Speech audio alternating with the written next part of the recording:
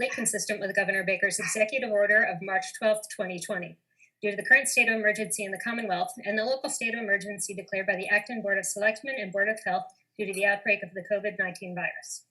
In order to mitigate the transmission of the COVID-19 virus, the Board of Selectmen have suspended all public gatherings, and in accordance with the governor's order, all members of public bodies are allowed and encouraged to participate remotely. The governor's order allows public bodies to meet entirely remotely, so long as reasonable public access is afforded so that the public can follow along with the deliberations and/or board/committee votes of the meeting. Ensuring public access does not ensure public participation unless such participation is required by law. This meeting will feature public comment. For this meeting, the Acton Finance Committee is convening by video conference via Zoom app, as posted on the meeting agenda, town's website, calendar, identifying how the public may join. Please note that this meeting is being recorded and that some attendees are participating by video conference. Accordingly, please be aware that other folks may be able to see you and anything that you broadcast may be captured by the recording. Meeting business ground rules. We are now turning to the first item on the agenda. Before we do so, permit me to cover some ground rules for effective and clear conduct of our business and to ensure accurate meeting minutes. I will introduce each speaker on the agenda, if applicable. After they conclude their remarks, the chair will go down the line of members, inviting each by name to provide any comment, questions, or motions. Please hold until your name is called. Further, please remember to mute your phone or computer when you are not speaking. And please remember to speak clearly and in a way that helps to generate accurate minutes. For any response, please wait until the chair yields the floor to you and states your name before speaking, or you can state it. If members wish to engage in colloquy with other members, please do so through the chair, taking care to identify yourself. Finally, each vote taken in this meeting will be conducted by roll call vote. All right. First, we're going to open with citizens' concerns. Do we have anyone who would like to say anything? Okay, I don't see anyone there. So if we could please move on to the small business grant proposal.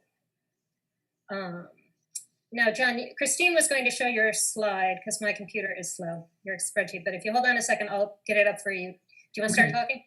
Sure.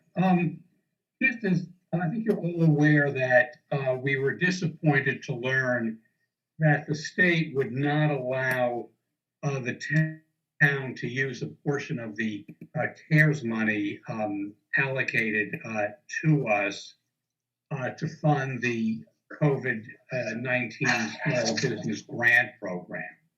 The state acknowledged that the program fully complied with federal guidelines.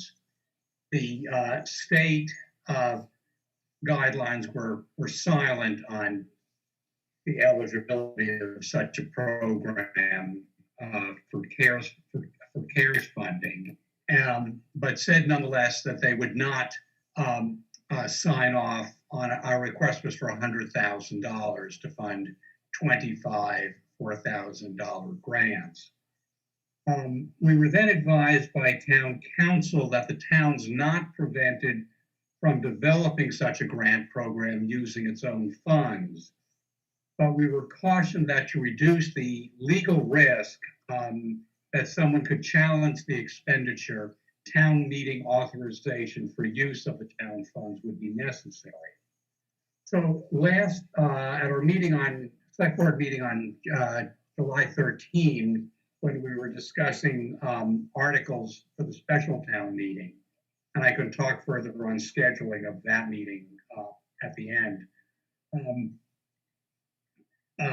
I said, well, how about, maybe let's talk about going forward with having a town appropriation to fund the grants and extend it from the 25 that won the lottery to include the additional 19 that were eligible, but their number wasn't called in the lottery. So a total of 44 for $4,000 for grants up to $4,000, or a request of town funds of $175,000. So my colleague said, well, take a sounding from the finance committee and then come back to us. So I would like, I'm not asking you to either recommend or not recommend, but just your sense of the worthiness as to whether to move forward with the request to the town to fund the small business grant program, which would be identical to the one that we created and had it up and running. We announced it, I think it was on May 20th, and the grants were announced a month later. It was a real, very positive governmental experience. John Reagan, who's a neighbor and a friend and a business owner on Route 2A, who's been instrumental in pushing the project, is here to speak, and he has some very good insights, and I think he would be a good proponent to talk now, if that would be okay with the chair. Certainly, Mr. Reagan, would you like to speak? Sure, yeah, I'd love to speak and give you at least the insights from a small business owner. Let me give you a slight background. I'm the owner of Hit the Net Sports. We're a specialty sporting goods store here in Acton. We've been open literally, it will be our 5-year anniversary in a few days. We're on 2A. I've also been a resident of Acton for 23 years. My kids went to Acton High School, both of them. So I've been part of the community for a long time. So to give you some numbers, I asked around to a number of businesses. So first, let me give you the national picture. The national picture is, so I'm on the board of a restaurant software company, so I have some insights that most people don't. But essentially, the numbers keep going up. The initial cut was 20% of restaurants in the United States are going to go out of business within the next, from the start of COVID to the end of the year. That number has been pushed up to 25% and then to 30%. So 30% of all restaurants are going to disappear from the United States by the end of the year. Furthermore, I don't have retail numbers, but you've probably seen the retail number percentage of going under, et cetera. But let's talk closer to home. So Hit the Net Sports first. We're down, even now, at this point in COVID, we're down 53% this month. If you look at a total of the year, we're down, over 65% for the year, but and that includes good months of January, February, and partial of March. I talked to coffee shop owner in town. They're down 45% this month. I talked to a burrito Mexican place. They're down 35% this month. And a restaurant owner, which has a lot of outdoor seating, and we have to thank the town for allowing outdoor seating, they're still down 25% this month. So, I want to share those numbers because I keep hearing from people, I see a lot of people doing takeout business, or I see a lot of people, even the pizza shops are down on this restaurant software company. Even pizza shops are down 20%. So, and I didn't ask Sorrento's or some of the pizza shops in town, but having been in there, I guarantee you they're down 20, 25%, maybe 30%, maybe more. So the businesses in town are getting very, very hard hit, and it continues to come. It has not come back, despite anyone's, belief that people are going back to these stores. The sporting goods stores in particular are hard hit. And that's not just me, that's soccer stuff. There's other sporting goods stores in town because of the fact that, sports really haven't come back and it doesn't look good for the fall. So, the PPP program, I'll give you my specific numbers. The PPP program provided 18,000 in loans. And you'd say, oh, well, that's good. Yeah, it is good. It's some help, absolutely. But put in perspective that my rent alone per month is almost $7,000. So just my rent is $7,000, let alone people employed there, et cetera. And I don't have a big space. A number of retailers in town and restaurants have a much bigger space than I do. that doesn't count air conditioning, that doesn't count internet, that doesn't count. So just my sort of fixed costs per month are around $23,000. If you add up all the fixed costs, let me look that up. I'm forgetting if that was that seems high. So let me take that back. I wrote down the number and then I lost it right now. But my point is that restaurant, all these small businesses are very, very hard hit in the town. And 4,000 can mean the difference of sort of life and death for some of the businesses in town, especially some of the smaller coffee shops, nail salons, etc. could really use that help. So that's my opening statement, and I'll please, I'm happy to answer any questions. Yeah, Christy, just so if anybody's not quite familiar, the eligible applicants it was several eligibility points.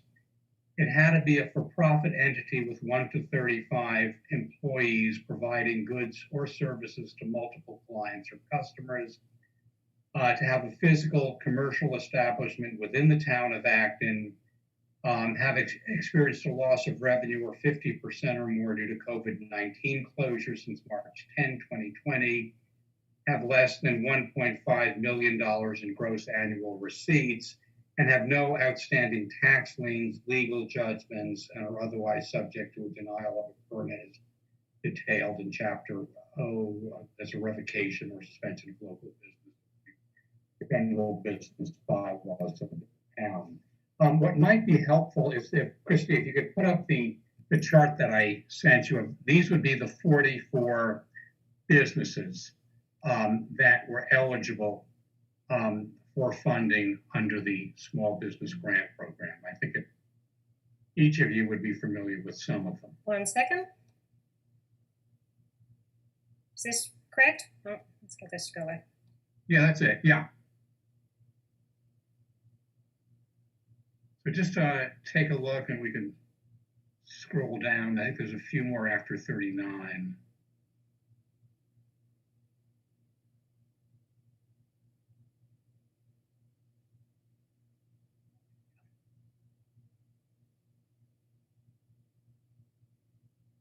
Yeah, what was the last name on that list, ironically? Hit the Net Sports. It was ironic that we were the last one picked in the in the list, but that's the way things go. Okay, so I think as everyone looks at the list, some of these businesses would be familiar to each of you, so it's close to home.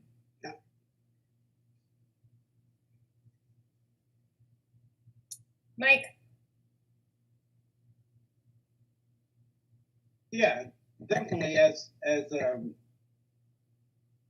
a liaison to the Economic Development Committee, obviously I'm a big proponent of this program, as is the entire committee. And a couple of factors. One, we were depending on this grant. That's why it sort of all made sense. And it's a matter of fact that I thought it could even be more generous, but we can live with the number that we're dealing with now. And obviously it's generous, but it's always easier to do when you're using other people's money, like the federal government. So it's easy to do. However, once we found out that the state put the kibosh on this, the timing was awful. We had promised at least the first 25 names on that list that we would deliver, and it actually held the lottery, and they were excited. And then because there would have been money left over in that grant program, and it wasn't a lot more names, we thought it made sense to include the entire list of 44 because they're all sort of deserving. And since the 25 was kind of a sort of arbitrary number anyway, it made sense to include all of them. So obviously, since we can't use the federal money, that sort of changes the game a little bit. But however, in light that I think the town did have a, you know, I'm sort of heresy for a FinCom member to say this, but since the town did have I think a pretty decent year, and we had some turnback money that was pretty significant. You know, I wouldn't see a problem using some of that turnback money to fund this $176,000 to sort of keep our promise. And these 44 small businesses are just as part of the community as, you know, a householder. And they, you know, they may not pay real estate tax. Some of them do, but they, you know, they pay payroll taxes. They give the town its character.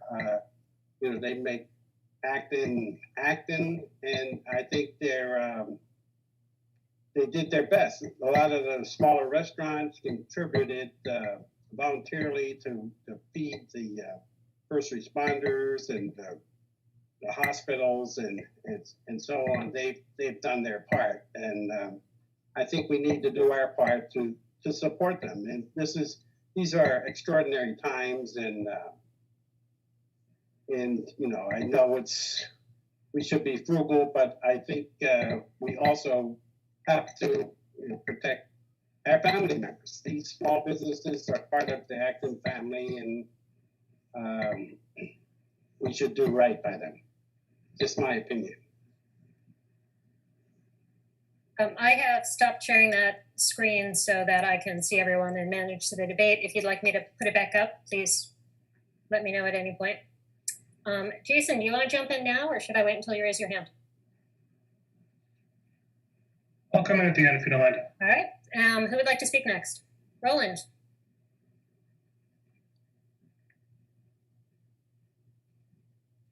Roland, you're still muted. Okay.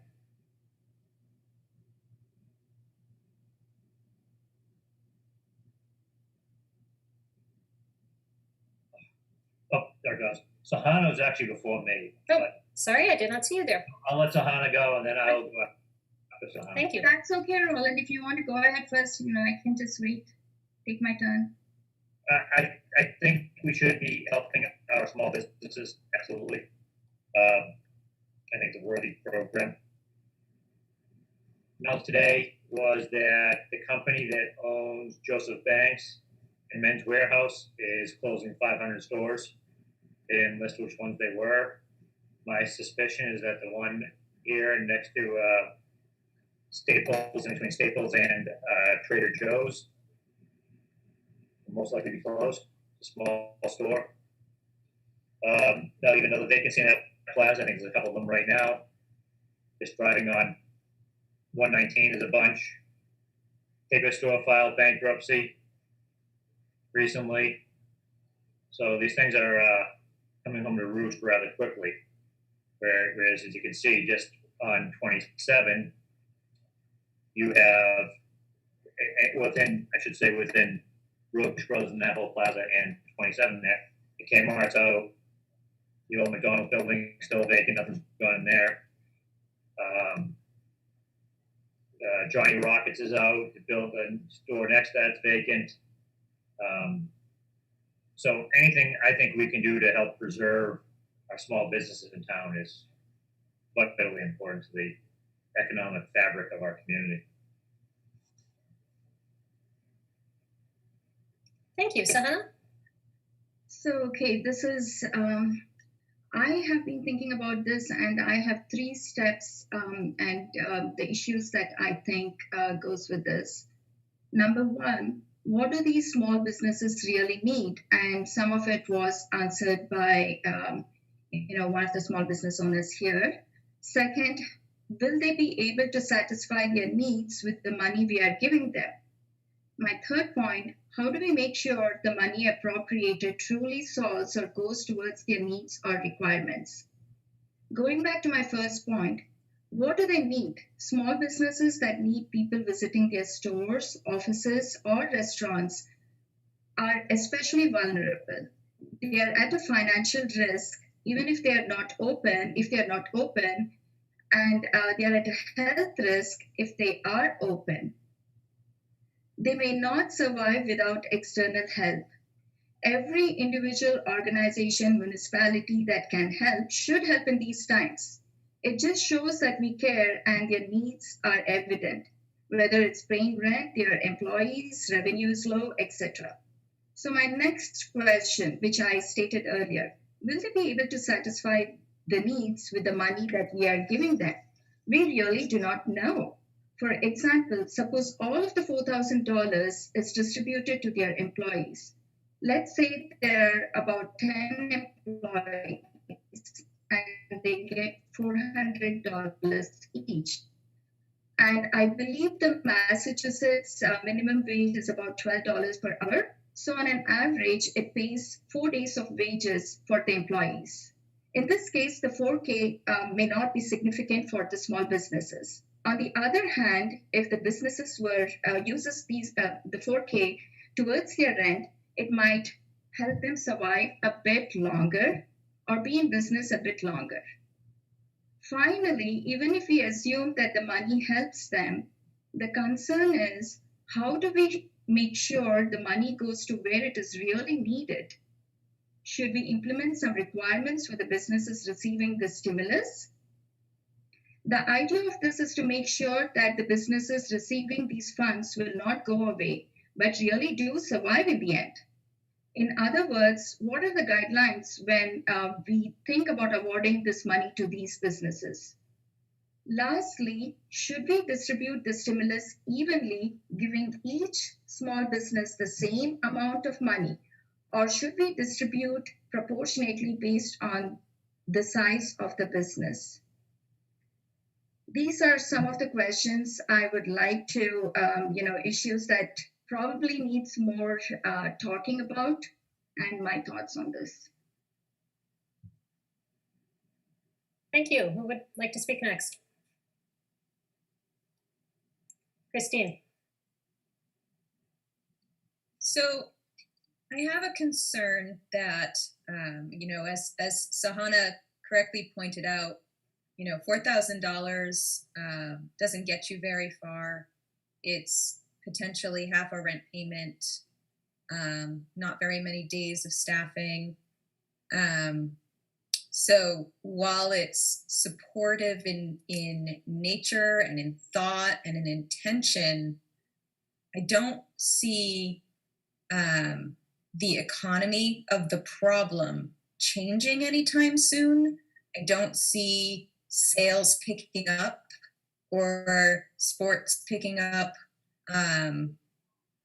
I am concerned that this looks nice, but it doesn't actually accomplish the goal, which is to help the small businesses,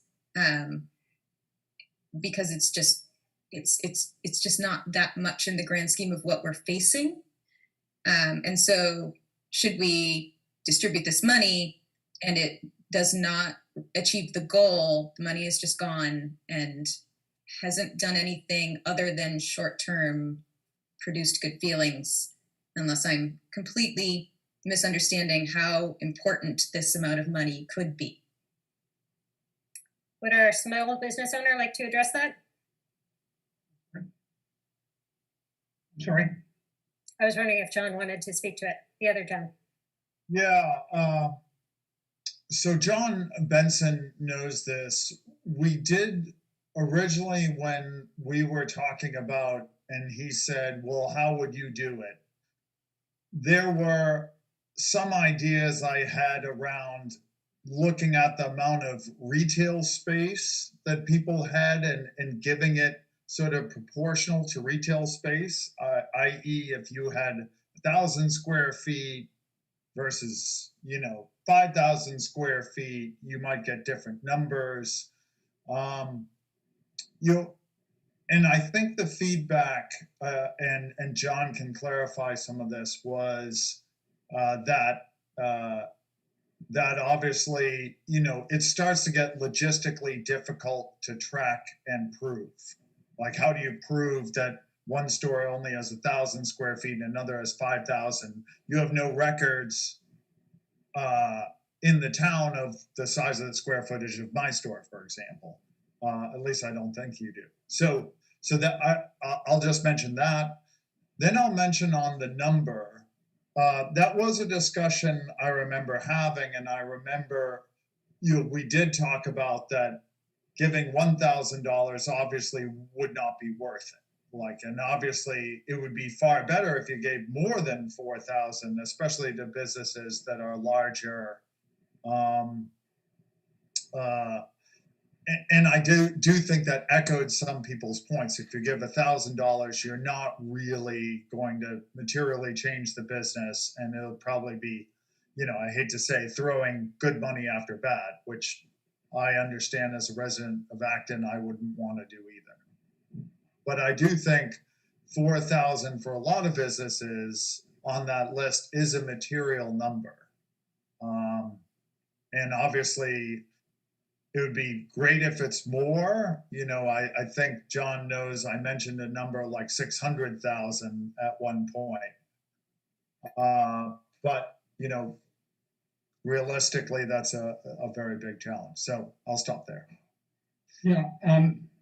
To answer one of Sahana's questions, the approved uses of the grant funds are these. Employee payroll costs, loss of inventory, rent or mortgage payments, other fixed costs, which were not relieved during the current COVID-19 pandemic, and other costs may be considered on a case-by-case basis. So it's pretty restricted. The big idea why we worked so hard on it and moved it so quickly was there was an urgency out there in June and July, and that businesses were really on the edge. These were small businesses that have been here for many years. You may call them mom and pop shops. They were not businesses that, for whatever the reason, didn't take advantage of the earlier federal programs. Probably, they didn't have any banking relationships or sophisticated enough CPAs to guide them through that process. So it was a real attempt to get through right at the base level of businesses in town. Here's a slug, keep going. Maybe there'll be more money, coming from the federal side. But I think one of the things we've all, come to grips with, there's no light at the end of the tunnel on this crisis. And what many people say, if things sort of go right in the next couple of weeks, if we could slow the spread in the southern states, we're not going to be out of it for at best another 18 months. So this is going to be like a real long haul. And some businesses can make it and others, may well not. So it's tricky. Mike. Yeah, I think, as I said earlier, the 4,000 or the 176,000 is generous, but may not be generous enough. And it makes a difference if we're using somebody else's wallet, like we had the government's wallet. So that's why we came up with that number, just to be conservative. But some of these small businesses, like the coffee shop in West Acton, they don't have 4 employees. They have 2. Literally the mom and pop, and they work 7 days a week. And $4,000 would make a big difference. Maybe it could take a little pressure off them, and they could maybe sleep a little better at night, not worrying about if they do have a part-timer working the cash register, they can comfortably make that payroll. And I think if we could find more money, that would be good. The town did get a couple $1 million from the government, even though we're for COVID CARES funding, even though I guess we're precluded from using that money, maybe it could be used to somehow, by clever, financial management, just use some of that money somehow to offset what we're giving to the small business people. If we take it from one budget and add it to another budget, even though they're, somehow make the numbers work. But if we could be more generous, I think it would be helpful. And regarding the administering, like, how do you know they're going to use it the right way? It's, it would cost the town as much in administrative cost and, to monitor that. And it's just trust the business to do the right thing. Use it the proper way. Would anyone else like to speak? Jason? I'm sure it won't come as a surprise that I'm going to be taking the other side of this argument from Mr. Majors. First, I am sympathetic to the difficulty faced by a small business owner, and I'm impressed by those people who are willing to take on the risk of entrepreneurship, as I clearly have never been one of those individuals and have always worked as an employee. And to what Mr. Majors made a comment about this being easier when it's at the federal level, that's absolutely true. For one thing, the feds can borrow. We as a town have to close our budget at the end of every year. And spreading responsibility across 330 million people as compared to 25,000 people is an absolute order of magnitude change. To the other comment about this was a promise made to the first 25. That's not a promise that was made by this committee. It was not a promise made by the town. It was a promise made that if we can get some federal money, we'll do something for you. And it is not, I do not believe it is our responsibility to backfill for promises that were made potentially in haste and without having the money in hand before making the promise was there. At the bottom line, this is government choosing winners and losers, and that is not appropriate. There are 44 named entities on that list, up from 25, where we were already explicitly picking winners and losers. But that is still a small set of the number of companies in this town. We're not bailing out everyone in this town. We're bailing out 44 people who happen to be on the list. This is going to be lost money. This is good money being thrown after bad. And it is simultaneously not enough to help a private enterprise. And at the same time, in my opinion, too much to ask from taxpayers who are already facing an unprecedented calamity. How far does $4,000 go in reality? To one person, maybe it goes pretty far. To the rest of the companies, it's not going to go very far at all. It's probably not even a quarter of the annual tax bill. It doesn't cover a month of expenses, as was mentioned by John. From what you said, this is about a week of coverage. That doesn't make you solvent. And this is not a loan. This is a grant. So the return to the taxpayer, or even some amorphous benefit to the town, is likely de minimis.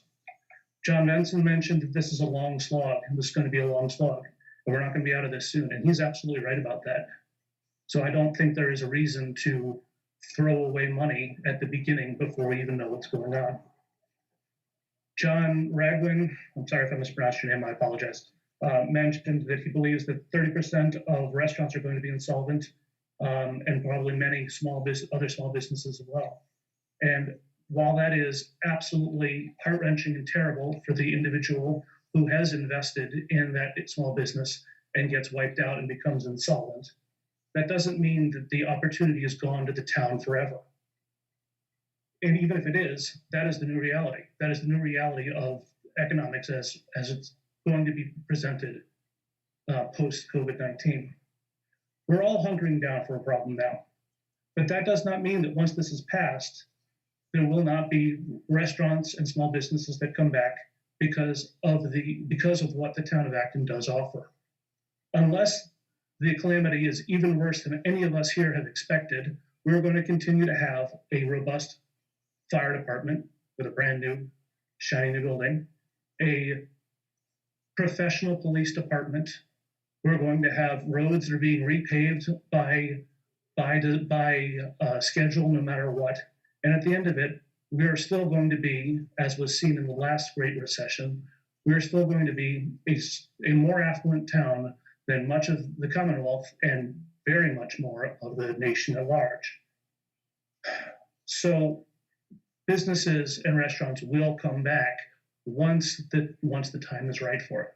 I am not immune to the difficulty that the people who are invested now will likely get wiped out to the tune of 30-40%. I do want the town to do what it can. I want the town to help facilitate outdoor seating, be even-handed in how we do health board checks. And I want us to be creative about how to getting the word out for how businesses that have a new, solid business model are adapting to this environment. I think things are going to get worse before they get better. And handing out giveaways right at the start of things is not the right thing to do as we enter what could be a very dark time. Lastly, on the philosophical side of this, where is the guilt of the town that brings out the responsibility to have to pay for somebody else's risk-reward analysis? Where does the responsibility end? Just at restaurants? Just at these 44 named lucky accounts that are lucky enterprises that are going to get the money? What about the landlord who has a rental office space? They're not on that list. What about people who've always worked from home? What about every single taxpayer in this town who is going to be affected by this pandemic and has probably already had some level of economic hardship as a result of it? It is not the goal or the responsibility of a capitalist economy to protect from somebody else's risk. It is the goal of a capitalist economy to rely on creative destruction. If a small business or if a retailer has the wrong business model for the times, as painful and as sympathetic as I am to that environment, it is not government's responsibility to step in and solve that moral hazard. They took a risk. They would get the profits. It is our responsibility to provide that level playing field to allow everyone to have an opportunity to attain those profits, but they must also be responsible for their own risks. Why would we subsidize private business on the back? Why would we subsidize private business on the backs of private citizens and at the cost of the public dollar? I am opposed to using public funds for private enterprise, and I would request that the Board of Selectmen not bring this to town meeting, and I will definitely speak against it if it is brought to the floor. Mike, Yeah, I would just like to remind the committee that it wasn't the virus that shut these businesses down. It wasn't poor business practices that shut these businesses down. It wasn't poor financial management that shut these businesses down. It was government. It was local government. It was state government that shut these businesses down with their restrictions. And, you know, we do have some responsibility to help them, and we are helping them by sort of relaxing some building code issues, some health department issues regarding seating and so on. And these are unusual times that, you know, we'll probably never see this again, but we do have some responsibility to you know, I think to help. They are as much of a citizen and contributor to the, you know, our way of life as, you know, as Joe taxpayer that lives in the house down the street. You know, they're part of the fabric of this community, and through no fault of their own, you know, they're going through these hard times. And I think even though it is a small way of helping them, and it will help them, we should do it. And we should take a vote.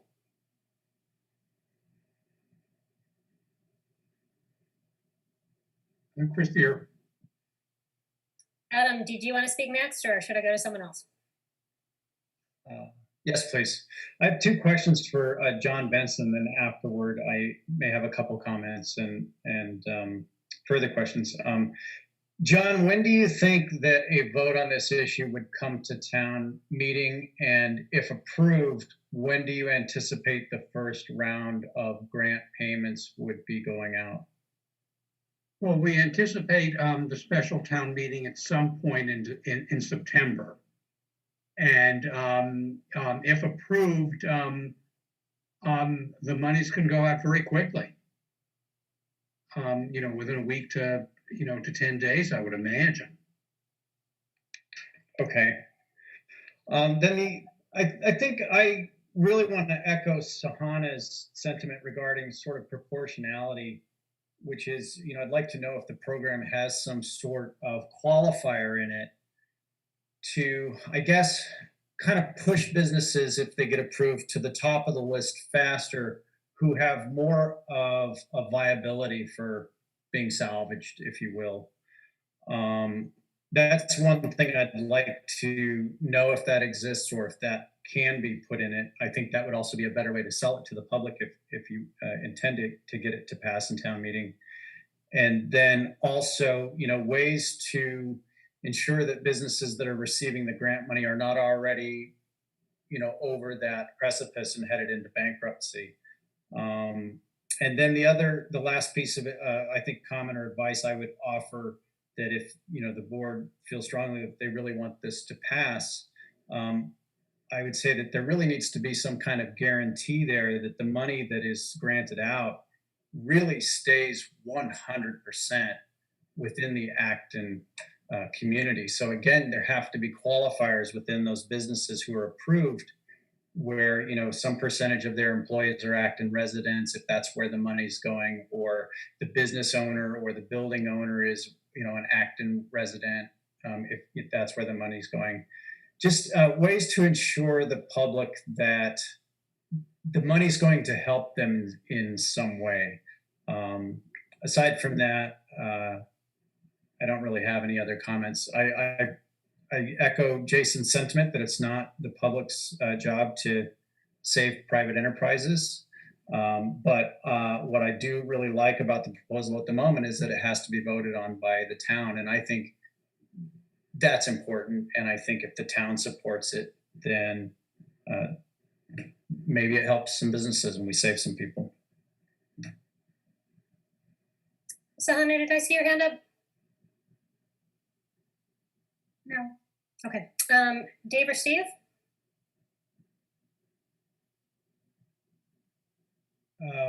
I'll just say a couple points. I think this is a good discussion, and I want to thank John and John for bringing this initial idea to the committee's attention. Just logistically, it sounds like the money wouldn't be distributed until after a town meeting voted. So I'll just speak for myself, but I don't think we need to take a position on anything except to say that the proposal is so out of bounds that we would want to consider it later. But we do have the opportunity to get a couple months of additional information. And to maybe Adam's point and Christine's point is there'll be some, sort of, I hate to say it, but some mechanism that'll flush a lot of the businesses that may be just hanging on as it is out in between now and town meeting, because that will be months, right? And if the money wouldn't be distributed. The town meeting would be September. Okay, well, 2 months in any case, right? Or a month and a half, 6, 7 weeks. So that is some time. So I'll just say, for my view is, I'm not opposed to the idea. I do share some of the concerns shared by the committee, and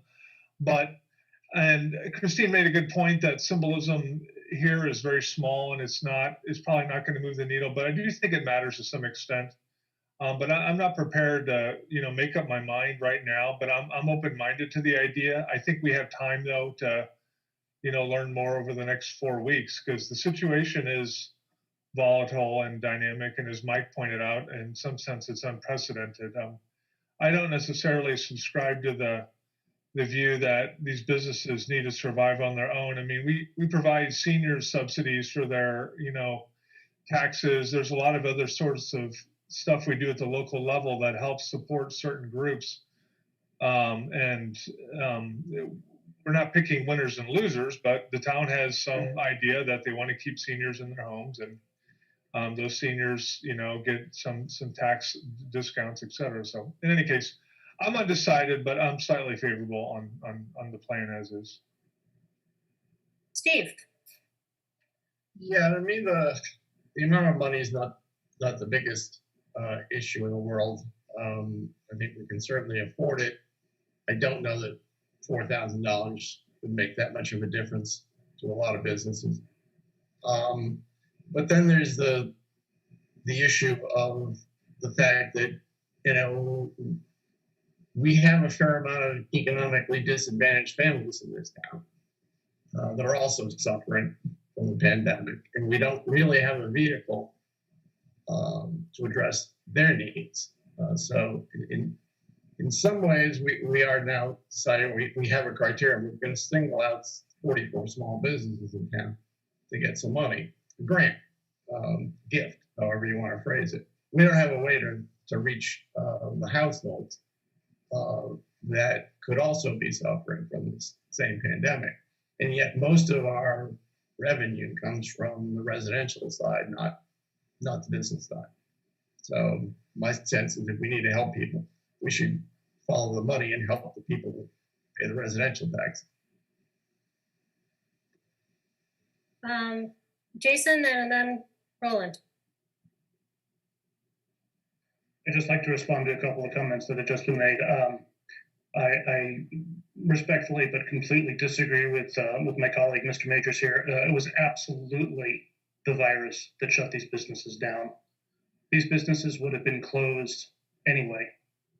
The closing by the town and the state was straight up health policy. Even before the closings at the state level occurred, restaurant visitation was way down. So the only difference, respectfully, is that there are less people dead now than if we had just let it play its course. The virus is absolutely the precipitating cause for the difficulty that we're all going under here. So it is not the town's responsibility to make these businesses whole. You also, to our newest member, our newest colleague's point, you cannot guarantee that the money's going to stay in Acton. Mr. Majors is absolutely right. It would cost just as much to police this as to administer this. And again, that is us trying to pick winners and losers. That is us trying to impose a set of rules for a specific project. Again, not worth our money, not worth what we're going to cost.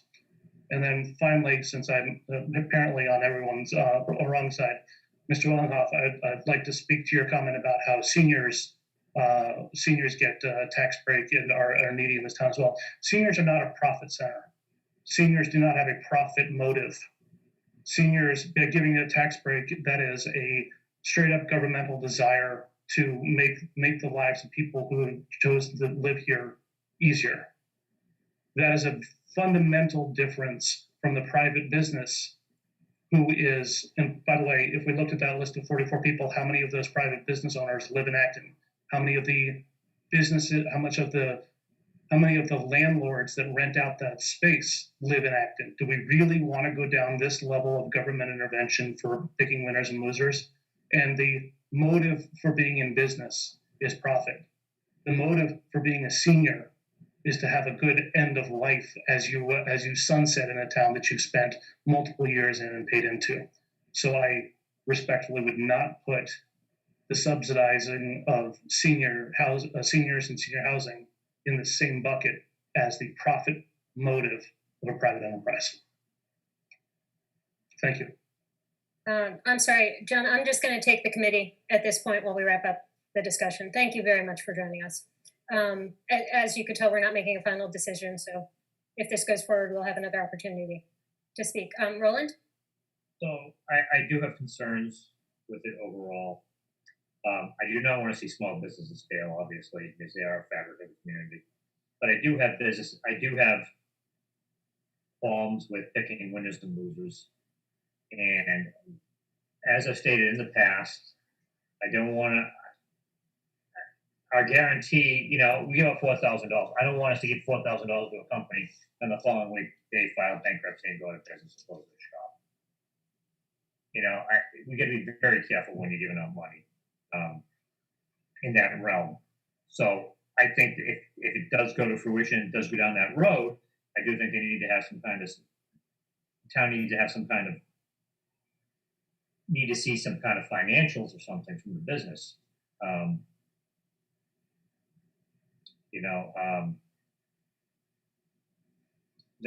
That's my concern there. We end up giving money to a business that's going out anyway, and they just take the $4,000 and run. I don't think John would be somebody like that with his business, but I just want to be cognizant and be aware of that that's a possibility.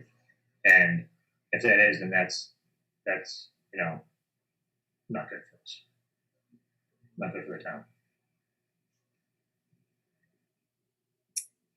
I was initially supportive of this idea back when things first started happening. Now that we've gotten a little further past that, I am concerned that we've moved into the area of not knowing how much this will really, excuse me, I'm saying that wrong. We are now facing a significant market change. These businesses open under conditions that are not likely to return anytime soon.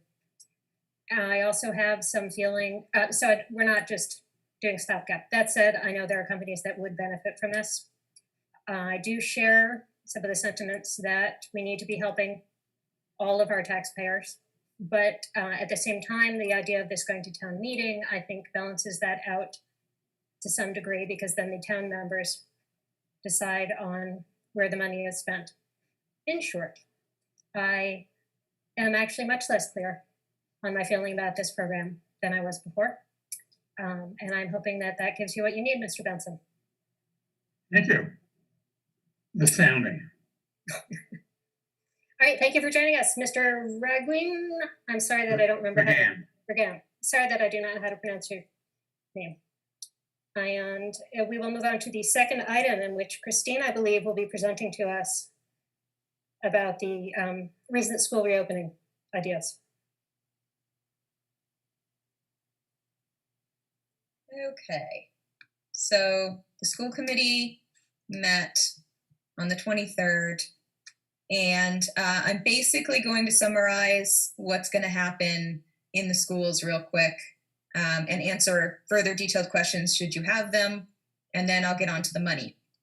So the schools are going to be offering two options for families. They can either choose a remote learning experience for the entire year, or they can choose an in-person learning experience for the entire year. And the in-person model would start as a hybrid, with half of students coming in for 2 days, the other half coming in on alternate 2 days, and everybody doing half-day remote learning on Wednesdays. The remote model would be similar. Students would be active with their teachers 2 days a week, remote learning or active with their teachers half-day Wednesdays. For all groups, the other 2 days are asynchronous learning, in which they're given directed studies, projects, that sort of thing. As far as in-person goes, let's see, what did I write down here? The student population is going to be split by alphabetical order of last name. At this moment, that split is A to LI and LO to Z. But of course, that'll change once parents make their choice on on-site or online learning. Apparently, we have more towards the beginning of the alphabet than at the end. In junior high, they'll be mitigating with staggered passing times, only allowing one grade in the hallway at a time. At the high school, of course, half the students will be in, the other half will be out, and that's half of, obviously, the in-line learning, in-school learning people. at the elementary level, lunches will be in the classrooms. At the junior high and the high school, lunches will be in bigger spaces and outdoors. There's airflow going on. There's exchange of air 2 hours before everybody comes in and 2 hours after. There's constant sanitizing. Kids won't be using lockers. They'll be carrying their belongings. Lunches will be served in like to-go boxes. So there's all these mitigating factors they're using to keep the students who are in the building and the teachers who are in the building as safe as possible. And again, I'm happy to answer more questions about all of that.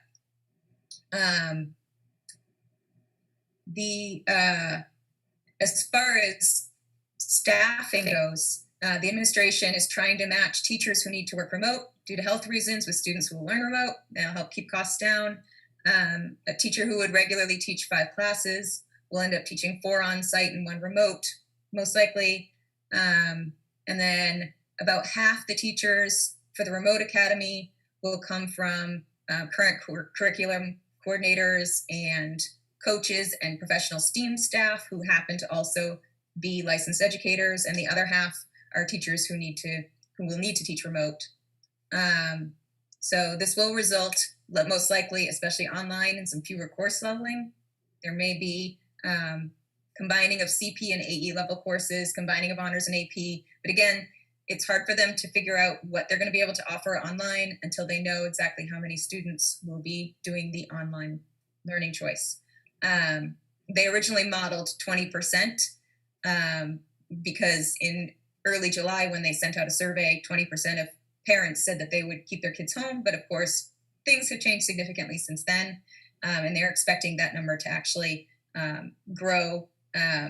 Peter suggested perhaps 30% today, but again, until they actually have all the parents push the button, they're changing constantly.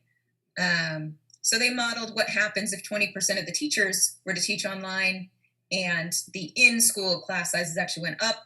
Adding staff to keep staff size, to keep learning levels low and in-person class sizes low would require about 40 teachers being hired, and that's just not practical expense-wise. So at the time of the last school committee meeting, the plan was for 6 curriculum coordinators and STEAM coaches and 9 teachers to handle what's going to be called the online academy.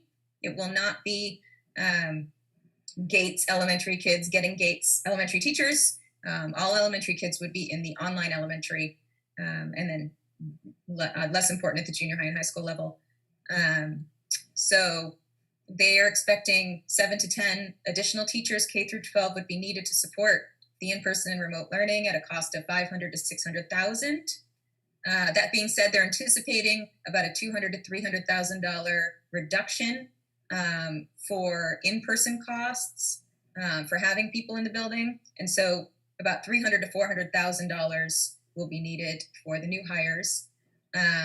Again, keeping in mind that they can't really figure out their total staffing requirements until they have gotten all the answers from the parents, and they just opened the portal up. They're opening up tomorrow at noon, and we'll have a week to decide. The district decided that they cannot really offer all-day K this year. There's no model in which kindergartners can learn well enough on Zoom and with 2 days in class, and they can't be responsible for asynchronous learning. And so what they've decided to do is have all of the kindergartners come in 4 days a week for half days, with half of them in the morning and half at night and in the afternoons. And that's about 2 to 3 classrooms in each school. So there's time to, it's not a lot, so there's time to clean everything down in between. So that's a loss in revenue of about $800,000 that they would normally collect in all-day K fees. So beyond that, they're going to be ramping up Chromebooks to make sure there's one for every student, K through 12. So that'll cost another $700,000. That should be eligible for the town's allocation of CARES Act reimbursements. Protective PPE, masks, cleaning supplies, equipment, face shields, will likely run them $300,000 for a 3-month supply. And that is eligible for FEMA reimbursement at 75%, and there's no ceiling on that. So whatever that costs us through the year, we should be able to get FEMA to reimburse 75% of those costs. And then each school will have a large tent for outdoor education. And those tents are going to run about $45,000 for the materials and the installation total. They still don't have strong numbers yet on custodial overtime, additional materials, the impact of possible closing and reopening. But the bottom line is that if staffing is 300 to 400K and all day K is a loss of 800 and Chromebooks cost 700 and PPE is 300 and tents are 45,000, they're between 2.1 and 2.2 million dollars in added costs for running the school this way. Funding is around 2 million as far as available sources that should everything work out. So there's still the ESSER funds, which are part of the Education Stabilization Fund and the initial CARES Act.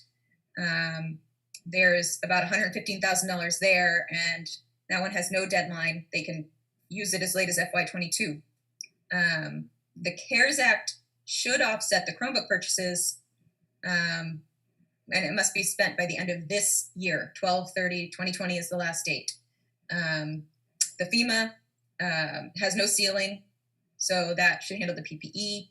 And the COVID relief fund, the second part, is additional money from the CARES Act, and that should be about around 1.2 million. That calculation is based on the governor's statement of $225 per student allocated to each school district. And then the last resort is their budget contingency of $500,000, which of course they will only tap if they need to. So that's about $2 million, not counting, they're just not sure what, they don't have that built in with the CARES Act funding because they don't know for sure if they're going to be able to use the CARES Act funding to offset the cost of the Chromebooks. This morning, Dave Vertolino was fairly confident that that should fit within the guidelines. Great. So none of the other revenue sources can cover the cost of the all-day K revenue. They're currently not covering lost revenue. And the state budget won't be revealed until September now. They're likely waiting to see what's coming from the federal government as far as further funding. So far, the state has passed 2 1/12 budgets to make it through to September. The last few thoughts, the biggest roadblock to getting kids in the door safely is timing. Obviously, if we had more time to plan, despite the fact that they've been working all summer long, nonstop. The administration's also looking at possibly renting Teamworks for the year for ComEd, extended day and childcare programs. They would have to charge. It's about $500,000, they believe, to rent and staff Teamworks for the year. They've really got no choice but to plan as they go here. Teachers have been in tech camp to learn how to use digital tools and skills to teach online in a more productive manner. So it won't be crisis teaching. It will be real, solid curriculum teaching throughout the year. And lastly, as an aside, as far as the current racial climate, the schools are thinking how they teach holidays. They're working with teachers to incorporate more cultural and racial awareness. They're going through anti-bias education, integration at all levels, working with the Anti-Defamation League, and planning to embed a lot of this new information in the standard curriculum so it doesn't feel like it's taught outside of or above and beyond, but merely as a matter of course as they go along. So that's a lot, and if you have questions, I possibly have answers. Before we get to that, I want to add in that that I think you said 2.1 million, Christine? Yep. That is before the grant is applied, the 1.2 million. And they have realized that by cutting that back to Wednesdays being remote and making a few other changes, they can get another $562,000 in savings. That's from assuming there will be no athletics for a third of the year, a reduction in hours for the district staff that's paid hourly from having less time than they will need to be there, some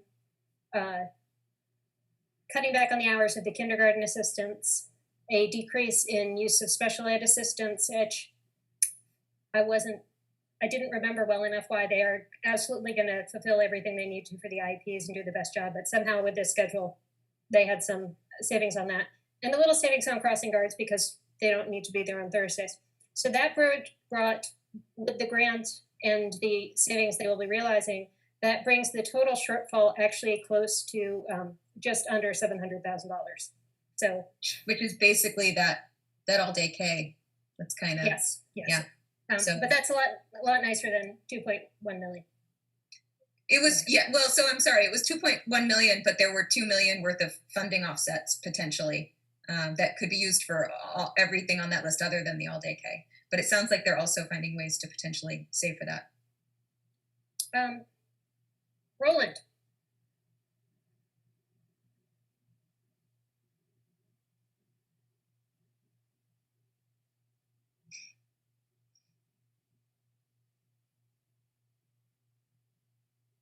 Roland, I feel like you need an updated computer. You get unmuted. Oh, there it goes. I don't know if you're going to have an answer for this or not. I'm expecting no. Any word on Minuteman? Yeah, so actually, I can. Actually, the principal of Minuteman showed up at my door today to hand remotely a little care package to my son. Minuteman is offering a hybrid right now. In person will be freshmen and juniors would be in the school for a week, and sophomores and seniors would be home for a week. The students who were home would be doing all academics. The students who would be on site would spend half the day in academics and the other half in their specialties, and then swap halfway through the day. They're required by the state to also offer an online opportunity. That hasn't come out yet, but it will in the next few days. But that's basically where they are right now. And that keeps their class sizes pretty small, like 10 to 11 in a class in an area, because they're just a much smaller school than Right. PB. Interesting. Thank you. Hannah? So, first of all, sorry, I don't follow the schools. I didn't really listen into the updates that the superintendent had, the webinars the other day. So my question was, I'm sure you have an answer for this. The tents that you were talking about, we know New England weather. It is going to start getting chilly end of September or, even early October. So are these tents going to be heated? Are they thinking of other stuff, or is it just watch and go along as it happens? So I can't say 100%, but I don't think so. I think parents will likely be requested to dress their kids appropriately, because I know that the school is going to attempt to have kids outdoors as often as they can. For instance, chorus will be any singing that happens will happen outside. They will not be singing indoors. They're going to be trying to, at the junior high and the high school level, they're going to be offering the ability to eat outdoors, which I know they do at the high school, but they'll do it at the junior high. In the elementary level, they'll take classes outside as often as it's feasible, and those will sometimes coincide with mask breaks. There'll be several mask breaks throughout the day for all. So I can get you the answer to that, Sahana. I don't know if the tents are heated, but I don't suspect that's the idea. I think it's just, as long as the weather is remotely palatable, we attempt to be outside and have the windows open on buses and in classrooms, pretty much as much as they can tolerate. So part of budgeting is going to be the utilities, because systems that run very eco-friendly today are going to be all out. We may be running heat with the windows open. Just to keep air circulating. But each of the classrooms, even in the high school, some of the windows don't open, and apparently they all have something called univents, which helps bring in fresh air. And the the air filtration systems in the school replace the air in each classroom, 20% of it per hour, I believe, is what it's currently rated. So they will be flushing the air through the schools constantly. And so I will find out for you, though. I got a little off track there. I will find out for you if the tents will be heated. Okay, great, thanks. Anyone else? All right. Jason? Just a comment that I will pass along to Dave Berlino and to Amy in the IT department. If we're going to buy Chromebooks, I do this for a living. If we're going to buy Chromebooks, we better hurry up and do it now because everyone's buying Chromebooks and the lead time is insane and the cost is going up. They have bought them already.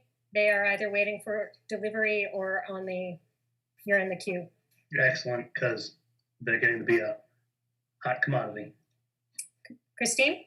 Just a quick last minute shout out to any school committee members who are listening. I know that the school committee's been working incredibly hard, and I know that the admin staff specifically have been on Zoom calls all day, all summer, even several on vacation, 4 hours a day Zoom calls, and they've, it's been a lot. It's not ending anytime soon. They're going to be planning right up until the doors open. So I think that the school committee and the administration, specifically the administration, have worked really hard to provide as best a scenario as possible, and while still keeping an eye on budgets and revenue and how they're going to make it all work with the money they have.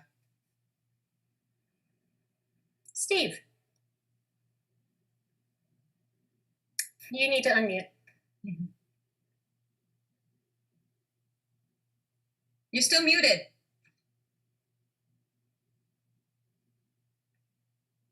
You still need to unmute. Unmute. Oh, there we go. Yay!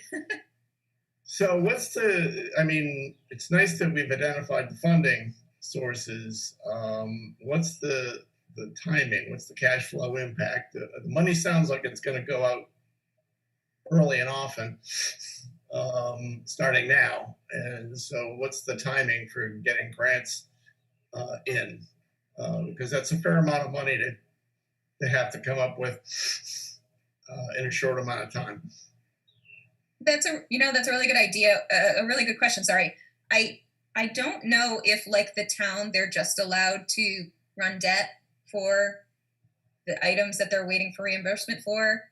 But I can find out from the school if it's going to be an ongoing cash flow issue.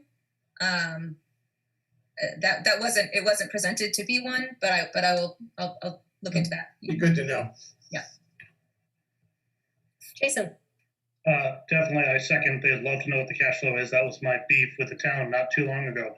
But I would point out that I believe the school has 4.5 or 4.8 in E&D.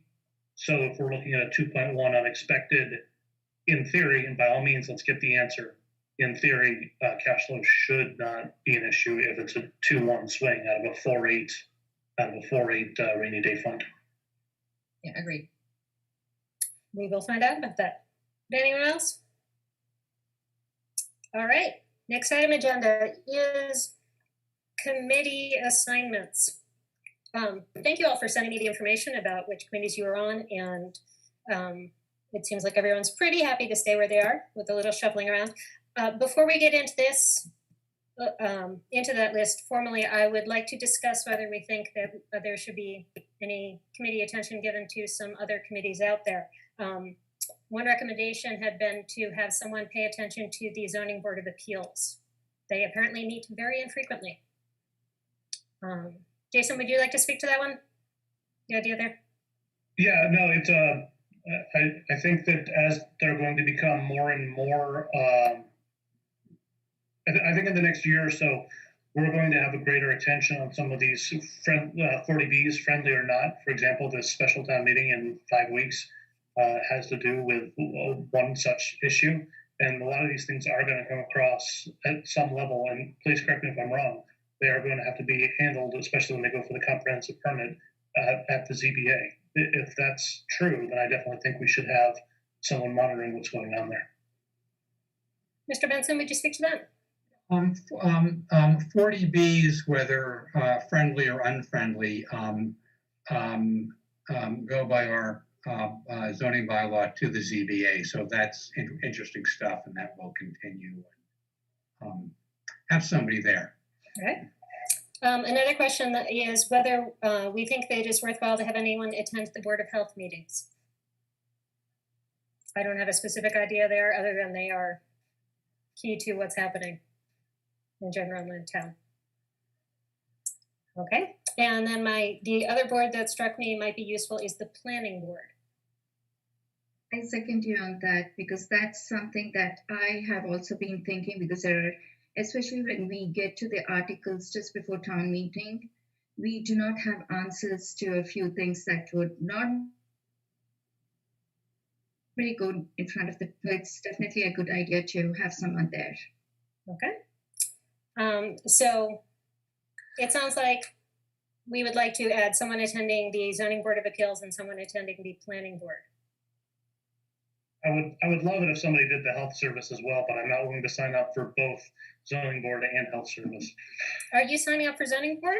I am, if no one else is jumping out in front of it, I am willing to sign up for zoning board since it was my suggestion anyway. But I would also like to say I second the idea of the health board, but I can't take on 3. Okay, anyone? Adam? Do all of these boards present on YouTube the way that finance and the select board? I know that the Board of Health meetings are published on YouTube. I attended the school budget subcommittee meeting today and it was on Zoom, but not on YouTube. Okay. Yeah, the only ones I'm aware of that are on YouTube are FinCom, the Board of Selectmen, and the Board of Health. So just throwing out that following the Board of Health is relatively easy so long as they continue to, publish their meetings on YouTube. You can always watch them the day after. Steve? Yeah, John may be able to correct me, but I believe the reason that FinCom, Board of Selectmen, and School Committee are on YouTube is because Acton TV is required to cover them. Acton TV is required to cover any other board in town. Yep. Thank you. Okay, so we've got Jason on the ZBA. Any volunteers for the Board of Health? Does anyone know how often they meet? Mr. Martin? Sorry, I gotta get to the mute button. So they've been meeting, they normally meet once every other week. In the pandemic at the beginning, they were meeting twice a week. And now they're really down to averaging to once a week, maybe a little bit less. Financial matters almost never come up. But, I'm liaison, so I attend almost all of them. So right now, I plan on once a week, and it'll probably be less after the pandemic, whenever that is. And how long are the meetings generally? An hour and a half to 2 hours. Okay, so that's a big commitment. Thank you. I don't hear anyone jumping on that. All right, how about planning board? So Hannah, do you want to take that one? Before I say yes to that, I do have to ask Adam, I know I sent you both an email. If I'm going to commit myself to listening to the Board of Selectmen, they meet too often, so that's a big commitment. So if we are going to split the time, and actually before that, I really have to say, Christine, I actually, you give wonderful, reports from the school committee. So I would rather have you attend the school committee meetings. And if I can share with Adam the Board of Selectmen, then, maybe I can do the planning board. But if I'm doing that all by myself, and if Adam wants to take on the school committee, then, maybe not the planning board too. So if I'm sharing, then yes, both of them. But if it's Christine, going to be all by myself. Christine and I spoke earlier. She is happy to stay with school committee and have that be her full-time thing. Adam, how do you feel about Board of Selectmen and planning board? That would be fine with me. I find it very easy to follow the Board of Selectmen. because it's on YouTube, and if I miss it, at the time, I can always watch it the next day or whenever. So that's very easy. Also, John Benson gives such nice reports back to us and comes to all our meetings, so I feel like we're very well covered there. So yeah, I'm happy to take the planning board. I think if I'm not also taking the school committee. You're not taking the school committee. Christine has the school committee locked down. Okay, because that's my misunderstanding, and I apologize. I thought Sahana was school. Yeah, I just wanted to make sure. So if we can split the Board of Selectmen and the Planning Board between the two of us, then maybe it would be a good idea. And like you said, John Benson really, really gives good reports, and I hope they don't stop and they keep coming, John. We'll keep coming. Rather than split both, can we get one of you to each take your own committee? Yeah, I'll take you pick, Sahana. I'm happy to take the planning board. And I'm happy to take another one, but you pick the one you want. I can go with the Board of Selectmen then. Okay, Right. I'll take the planning board. Jason? Just asking if the school committee has identified the liaison to the finance committee yet. They will, we still have, I believe, Diane, and Okay. they will be changing roles at their next meeting on August 13th. Great, thank you very much. All right, I'll go through what I currently have then as committee assignments. Please correct me if I am wrong. We have Sahana on the Board of Selectmen, Christine on the school committee. You're gonna have to shut out because I can't watch you and read this list at the same time. So if I say something wrong, please just yell and correct me. Roland is on the CPC. Mike has the Minuteman Building Committee and the EDC. Steve has Health Insurance Trust. Jason has the AB School Building Committee. Dave has West Acton Sewer Advisory Committee and the South Acton Train Station Advisory Committee. I have Kelly's Corner and the Acton Boxborough Budget Subcommittee. Did I miss anything? I got ZBA. And yes, thank you, Jason has ZBA. And Adam has the planning board.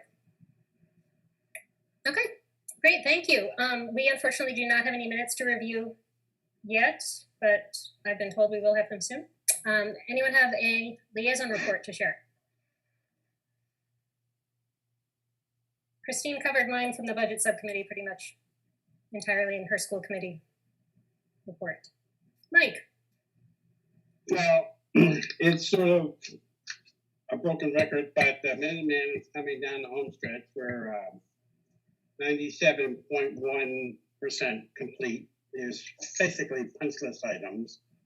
We should wind up with a surplus or leftover amount of about 3.8 million out of our $144.9 million budget. Right now, the current issue is a remediation of the old site. There were some underground fuel tanks that caused some problems that it's very expensive to remove some of that soil. I guess some of it should have been fairly straightforward, but what they used to do is just abandon the underground vault, but instead of filling it up with soil, unfortunately, what they did was take the lid, which happened to be covered with mastic and asbestos, and smash it and include it in with the soil. So therefore, that contaminates it just makes it more complicated and expensive. So it's taken a little longer to remediate some of those sites. There are some. At one time, the high school had at the auto shop had a filling station with underground storage tanks, and again, because it was not properly shut down, it causes problems. And they even found some what is it, the geothermal wells that they were early innovators that they have to now cap and abandon. But probably within 10 days that site will all be cleared and leveled, and they're trying to work on funding to get athletic fields in place for Christine, that she can watch her son or daughter play softball or baseball or tennis. Dungeons and Have you- Dragons? Is there a What's that? Dungeons and Dragons court? Inside the cafeteria. But that's coming along. But they, to do what they would like to do would probably cost about $6 million. And since they only have 3.8, they have to do some planning and look for some sponsors or whatever. So, but they're all on track. The school's doing well. It looks great. So we're fine. Thank you. Any other committee reports? All right. Oh, John? Yeah, if you, just a brief update on town meeting. Right now, it looks like up to 6 articles with a potential 7th citizen petition on a climate-related matter.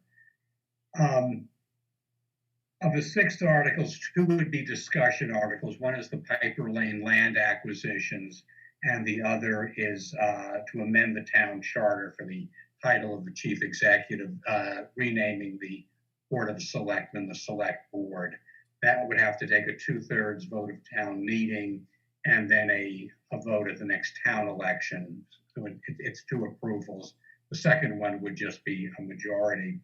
And the 4 consent articles, 2 of them are basically housekeeping that we put over from the spring meeting, which is accepting legislation on statutory speed limits and regulatory safety zones, and accepting legislation on Saturday office hours. And there was an amendment to a zoning bylaw, just a housekeeping correction going back to 2008.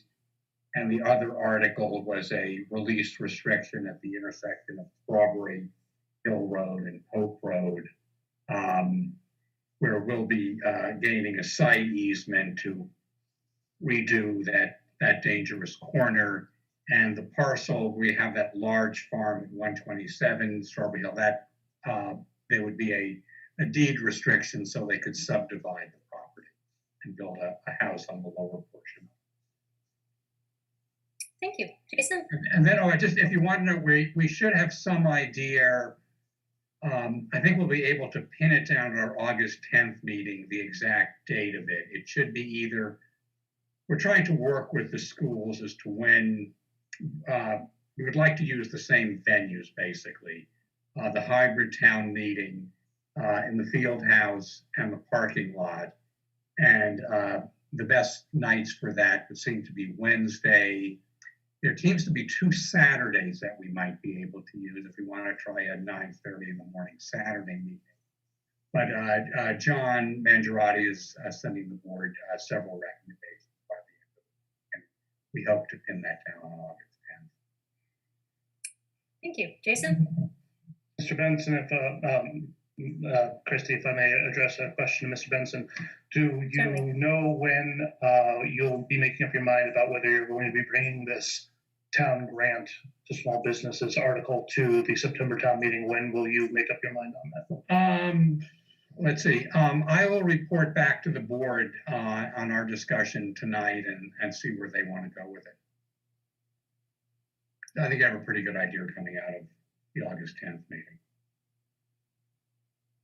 All right. Mr. Nolly, do we have a motion? I move that we adjourn. Do I hear a second? Second. All right. Roll call vote. Mr. Majors? Aye. Sorry, move my way through this. Roland? Aye.